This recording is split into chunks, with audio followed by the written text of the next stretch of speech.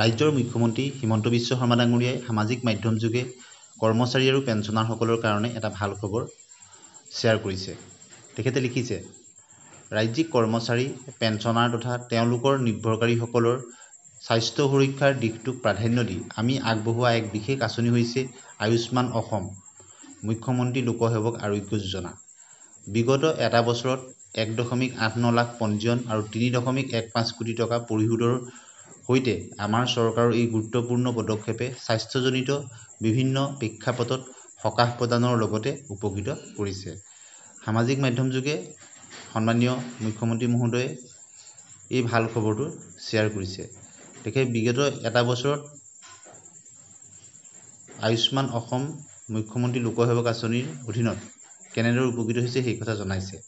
In 2023, we launched the Lok Sevak Arogya Yojana, a health assurance scheme for Assam employees and pensioners to provide a one-stop solution for their medical needs.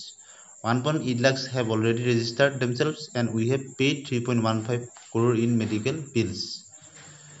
এবছৰত সম্পূৰ্ণ হৈছে এই আঁচনিৰ successful completion of 1 year of Ayushman Assam মুখ্যমন্ত্ৰী লোকসেৱক আৰোগ্য যোজনা এবছৰ সম্পূৰ্ণ হৈছে।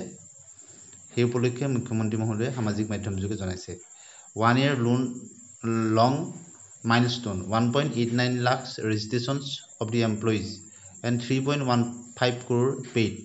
1.89 লাখ চাকৰিয়াল তথা কৰ্মচাৰী পেঞ্চনাৰ ৰেজিষ্টাৰ কৰিছে আৰু 3.15 কোটি টকা এই বছৰত মেডিকেল ৰিএম্বাৰ্সমেণ্ট বিল হিচাপে কৰ্মচাৰী আৰু পেঞ্চনাৰক পেইড কৰিছে, অৰ্থাৎ প্ৰদান বিল পৰিশোধ কৰিছে।